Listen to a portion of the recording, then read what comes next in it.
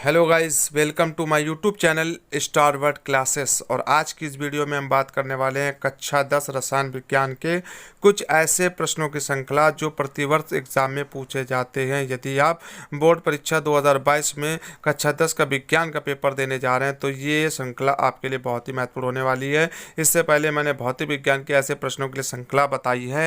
यदि वो आपने नहीं देखा है तो डिस्क्रिप्शन में लिंक दी है, वहाँ से जाकर आप उसको देख सकते हैं। आइए बिना देरी करे वीडियो को शुरू कर देते हैं। जैसे यहाँ से आप देख पा रहे हैं कि कुछ ऐसे प्रश्न जो प्रतिवर्ष एग्जाम में पूछे ही जाते हैं, जैसे ऑक्सीकरण अभिक्रिया को उदाहरण सहित समझाइए। तो आपको बताते चलें कि ये जो अभिक्रियाएं होती हैं ये दो लगभग आती हैं जिन पर आपको टिप्पणी लिखना पड़ता है। तो मैं इसमें 3-4 आपको दिखा रहा हूँ। जैसे ऑक्सीकरण अभिक्रिया पर टिप्पणी लिखिए या योग अभिक्रिया पर टिप्पणी लिखिए। तो आप यहाँ से देख पा रहे होंगे कि इस तरह को आपसे उसको तैयार करना है और इसका रिएक्शन लिखना है और इसके बारे में लिखना है। अगला देख लेते हैं, जैसे यहाँ से कि ये कौन सी अभिक्रिया है। तो ये अभिक्रिया है रासायनिक अभिक्रिया। तो रासायनिक अभिक्रिया भी यहाँ से पूछी जा सकती है। मैंने पहले बोला था कई अभिक्रियाएं दी जाती हैं जिसमें 1-2 आपको लिखना रहती हैं। तो यहाँ से रासायनिक अभिक्रियाओं के प्रकार भी इसके अंदर प्रकार में जो आपके संयोजन यानी संकलन अभिक्रिया आ जाती है। संकलन अभिक्रिया के साथ साथ और अभिक्रिया कौन सी आ जाती है, जैसे यहाँ से देख लेते हैं वियोजन अभिक्रिया भी आती है। तो इसको भी आप तैयार कर लें, ये भी इम्पोर्टेंट होने वाली है। उसमें वियोजन अभिक्रिया भी आ सकती है। पोटेशियम क्लोरेट का वियोजन भी इसके अंतर्गत आ जाता है। कैल्शियम कार्बोनेट का वियोजन भी इसके अंतर्गत आ जाता है। फिर अगली अभिक्रिया है, यहाँ से देख पा रहे होंगे विस्थापन अभिक्रिया या प्रतिस्थापन अभिक्रिया भी इसको कह सकते हैं। उदाहरण यहाँ से नीचे दिया हुआ है।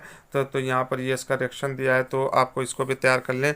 ये भी आ सकती है या आपको कई ऑप्शन में मिल सकती है। तो यहाँ से आपने इसको देख लिया। अगला देख लेते हैं वेरी मोस्ट क्वेश्चन, जैसे व्यंजक चूड़ यानी ब्लीचिंग पाउडर तो आपने सुना ही होगा। उसका रासायनिक नाम अणु सूत्र उपयोग बताइए। व्यंजक चूड़ के निर्माण का रासायनिक समीकरण लिखे तथा इसके गुण रासायनिक समीकरण देते हुए लिखे। ब्लीचिंग पाउडर का रासायनिक नाम बनाने की विधि बताइए। तो इस तरह से आपने देखा कितने तरीके से इसको पूछा गया है। 2015 में इस तरह से पूछा गया कि क्या होता है जब शुष्क बुझे चूने पर Cl2 यानी क्लोरीन गैस प्रवाहित करते हैं। तो देखा आपने कितने तरीके से इसको पूछा गया। तो ये क्वेश्चन भी 2018, 19, 20 में भी पूछा गया। तो ये क्वेश्चन भी बहुत ही महत्वपूर्ण है, इसको भी जरूर तैयार कर ले। नेक्स्ट क्वेश्चन देख लेते हैं। तो नेक्स्ट क्वेश्चन में दिया गया बेकिंग पाउडर यानी खाने का सोडा। तो इसको तो आपने सुना ही होगा, खाने का सोडा यानी बेकिंग पाउडर। तो ये दो रासायनिक गुण देते हुए इसके लिखना है और इसको बनाने की विधि भी लिखना है। खाने का सोडा बनाने की विधि, उसके रासायनिक गुण, इसका ताप पर क्या प्रभाव पड़ता है, सोडियम कार्बोनेट पर ताप का प्रभाव, बेकिंग सोडा बनाने की विधि। इस तरह से कई वर्ष पूछे गए हैं। आप खुद देख पा रहे होंगे कि किस कदर से यहाँ पर सन पड़े हुए हैं। आप देख लीजिए यहाँ से कि कितना इम्पोर्टेंट सवाल है रसायन विज्ञान की दृष्टि से। तो इस तरह से नीचे इसका सोल्यूशन भी दिया है, तो आप चाहें तो स्क्रीनशॉट ले सकते हैं। यहाँ से गुण भी दिए हुए गुण भी देख पा रहे होंगे। इसके अलावा इसके रासायनिक समीकरण भी नीचे दिए गए हैं। फिर एक नीचे क्वेश्चन आप और देख पा रहे होंगे, जैसे यहाँ से देख पा रहे होंगे कि धावन सोडा या सोडियम बाइकार्बोनेट भी इसे कहते हैं। इसके बनाने की विधि, इसकी BaCl2 तथा SO2 के साथ होने वाली विक्रियाओं का समीकरण भी लिखना है।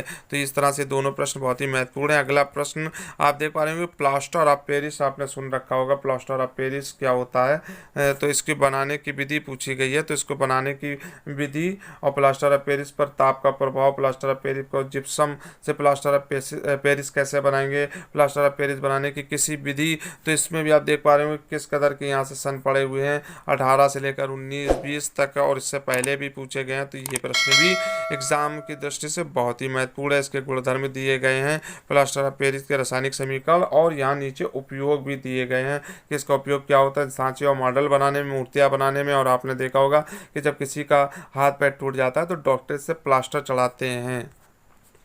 तो यहाँ से अगला क्वेश्चन हो जाएगा धातुओं के नाम बताइए जो तनु अम्ल से हाइड्रोजन को विस्थापित कर सके। इस तरह से प्रश्न पूछा गया है। लोहे पर निम्न से किस धातु की परत चढ़ाई जाती है और क्यों चढ़ाई जाती है। तो ये प्रश्न भी 2012 में पूछा गया था। कॉपर के 2 प्रमुख अयस्कों के नाम लिखिए। यहाँ से आप देख पा रहे होंगे 11, 13, 15 और 17, 18 में पूछा गया। इसी को बदल कर अपने शब्द नीचे पूछा गया या करके, यहाँ से देख पा रहे होंगे। तो इस तरह कॉपर के अयस्क और लोहे के अयस्क, एल्युमिनियम के अयस्क, ये सब आप तैयार कर लें।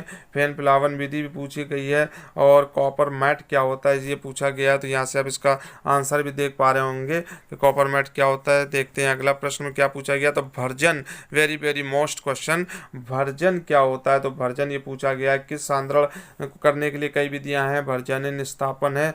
तो यहाँ पर भर्जन पूछा गया है। भर्जन क्या है। कॉपर पायराइट के भर्जन में होने वाली अभिक्रियाओं का समीकरण दीजिए। तो देख रहे हैं यहाँ से आप कितने सन पड़े हुए हैं। तो ये भी क्वेश्चन लॉन्ग में आ सकता है।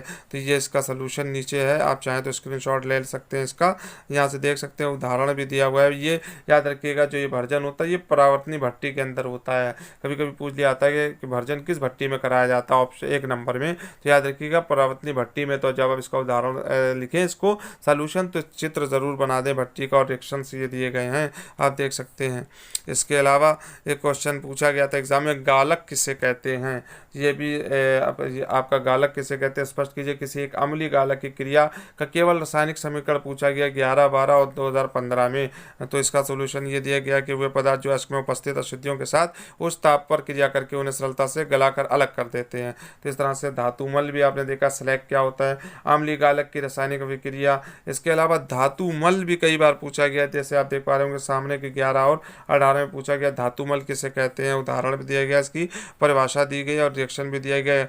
गालक और धातुमल में क्या अंतर होता है ये भी पूछ लिया गया है 2020 में, अभी जो पेपर गुजरा है। तो उसको भी देख सकते हैं। प्रगलन पर टिप्पणी लिखिए। तो प्रगलन जैसे निस्तापन और भर्जन होता है, इसी तरह प्रगलन की क्रिया भी कराई जाती है। ठीक है, तो याद रखिएगा। तो ये कौन सी भट्टी में कराई जाती है, वात्या भट्टी में कराई जाती है। वो परावर्तनी भट्टी में, और ये वात्या भट्टी में प्रगलन की क्रिया कराई जाती है। इसके उदाहरण हेमेटाइड कराई जाती है। ठीक है, तो ये इस तरह के क्वेश्चन अभी आप तैयार कर लें। इसके बाद देखते हैं कॉपर के धातु क्रम में प्रयुक्त होने भर्जन की क्रिया को सचित्र समझाइए। कॉपर के अश्क, तो ये प्रश्न भी आप देख पा रहे हैं किस तरह, कितनी बार पूछा गया, कितने सन पड़े हुए हैं, किस तरह से अपने शब्द बदल बदल कर पूछे गए हैं। बेसमरीकरण पर टिप्पणी लिखिए, या फैन प्लावन विधि पर संक्षिप्त टिप्पणी लिखिए। तो ये देखिए कितने सन पड़े हुए हैं। तो इसको भी क्वेश्चन को आप एग्जाम में जाने से पहले ज़रूर तैयार कर लें। देखते हैं नेक्स्ट क्वेश्चन। तो नेक्स्ट क्वेश्चन तो आप जानते होंगे कि पेपर में 2 नंबर का IUPAC ज़रूर पूछा जाता है। तो यहाँ से कुछ IUPAC दिए जा रहे हैं, जिनको आप तैयार कर लें, स्क्रीनशॉट भी ले सकते हैं। तो ये IUPAC देखिए एग्जाम में पूछे गए, और नीचे इनका सोल्यूशन भी दिया हुआ है। तो यहाँ से आप देख सकते हैं कि IUPAC किस कदर के पूछे गए हैं। ये देखिए, योगात्मक अभिक्रिया, योगात्मक अभिक्रियाओं से संक्षिप्त टिप्पणी, योग अभिक्रिया, एथिलीन को योगात्मक अभिक्रिया से क्रिया, यहाँ से देख पा रहे हैं किस तरह से दिए गए। एथिलीन की प्रतिस्थापन अभिक्रिया भी पूछी गई थी 2013, 15 और 18 में। इसी को शब्द बदल कर 2018 में पूछा गया। तो ये बहुत ही महत्वपूर्ण प्रश्न है। आगे देखते हैं कुछ और आपको IUPAC के नाम दे दिए गए। यहाँ से शब्द देख लीजिए किस ज़्यादा सन पड़े हुए हैं, कितना पूछे गए हैं क्वेश्चन। ये IUPAC 2 नंबर का क्वेश्चन तो आपको मिलते हैं, 2 दे दिए जाते हैं, जिनको आपको IUPAC नाम लिखना होता है। तो ये आप से देख सकते हैं कि इनके IUPAC नाम भी नीचे दिए गए, उत्तर लिखा हुआ है यहाँ से, और ऊपर से आप स्क्रीनशॉट लेकर इनके नीचे से IUPAC नाम भी देख सकते हैं। तो इसको भी तैयार कर लें एग्ज़ाम से पहले। ये तो 2 नंबर का आना ही आना है। देखते हैं अगला प्रश्न। विकर्ण संबंध एक टॉपिक आता है। विकर्ण संबंध क्या होता है, इस पर संक्षिप्त टिप्पणी लिखिए। ठीक है, तो विकर्ण संबंध भी यहाँ पर ये दर्शाया गया है, आवर्त सारणी में बताया गया। उदाहरण भी दिए गए कि कौन कौन सा विकर्ण संबंध दर्शाता है। जैसे लिथियम Mg के साथ दर्शाता है, और बेरिलियम जो है तुम्हारा एल्युमिनियम के साथ दर्शाता है। यहाँ से आप देख पा रहे होंगे एल्युमिनियम के साथ। इसी तरह हर एक जो एलिमेंट होता है वो नीचे वाले तीसरे आवर्त के, जो दूसरे आवर्त का होता है, वो अगले तीसरे आवर्त के अगले तत्व के साथ विकर्ण संबंध को दर्शाता है। तो इसे विकर्ण संबंध कहा जाता है। तो यहाँ से आप देख चुके हैं मेंडलीव की आवर्त सारणी। तो मेंडलीव की आवर्त सारणी भी कई बार पूछी गई है। तो यहाँ से देख लीजिए मेंडलीव की आवर्त सारणी पूछी गई है कितनी बार। तो इसको भी तैयार करके चलें कि मेंडलीव की आवर्त सारणी क्या होती है, और यहाँ से विकर्ण संबंध को तैयार कर ले। प्रारूपिक तत्व क्या होता है, इनकी विशेषताएं। तो ये दोस्तों भी प्रश्न बहुत ही महत्वपूर्ण है कि प्रारूपिक तत्व और की विशेषताएं। तो प्रारूपिक तत्व यहाँ से आप देख लीजिए कि ये प्रारूपिक तत्व की डिफिनेशन वगैरह दी गई, यहाँ से तैयार भी कर सकते हैं। तो यहाँ से आप देख सकते हैं अगला प्रश्न, संक्रमण तत्वों पर टिप्पणी लिखिए। तो जैसे विकर्ण संबंध था, उसी तरह से संक्रमण तत्व होते हैं, उस पर टिप्पणी पूछी गई है। संक्रमण तत्व किसे कहते हैं, दीर्घ आवर्त सारणी में उनका स्थान सुनिश्चित कीजिए। तो ये संक्रमण तत्व के बारे में लिखा हुआ है, यहाँ से आप इसको पढ़ के तैयार कर सकते हैं। मेंडलीव की सारणी के बारे में दे दिया गया है। आवर्त सारणी और मेंडलीव की आधुनिक आवर्त सारणी में अंतर क्या है, यानी मेंडलीव ने पहले एक आवर्त सारणी दी थी, उसके बाद उसको संशोधन करके दूसरी, जिसे आधुनिक आवर्त सारणी कहते हैं। इन दोनों नियमों में अंतर दिया गया है, वही आपसे 2019 और 2020 में पूछा गया। तो यहाँ से दोनों जो सारणी इन्होंने दी थी आवर्त सारणी, उसमें अंतर आप यहाँ से खुद ही देख पा रहे होंगे कि ये अंतर है, कुछ पॉइंट दिए गए हैं। तो आप इनको तैयार करके ही एग्ज़ाम में जाएं। तो आपने मेंडलेव की आवर्त सारणी को एक बार और देख लेते हैं। इस तरह से भी प्रश्न पूछा गया मेंडलेव की आवर्त सारणी में कि आवर्त सारणी के गुण दोषों को, तो मेंडलेव की आवर्त सारणी में गुण दोष भी पूछ सकते हैं। तो कितने तरह से मेंडलेव की आवर्त सारणी को पूछ सकते हैं, तो आप खुद यहाँ से देख सकते हैं कि ये प्रश्न कितने ही महत्वपूर्ण हैं कक्षा 10 विज्ञान में, रसायन विज्ञान की दृष्टि से। तो आप इनको ज़रूर तैयार करके जाएं। तो आप देख चुके हैं तो यहाँ से, तो उम्मीद है कि वीडियो आपको अच्छा लगा होगा। और इन प्रश्नों को मैं एक बार फिर से कहना चाहता हूँ कि आप इन परीक्षा भवन में जाने से पहले एक बार इन सभी प्रश्नों को अच्छी तरह से तैयार कर लें। मिलते हैं नेक्स्ट वीडियो में नेक्स्ट टॉपिक के साथ। जब तक रखिए अपना ख्याल। Thanks for watching and listen to me.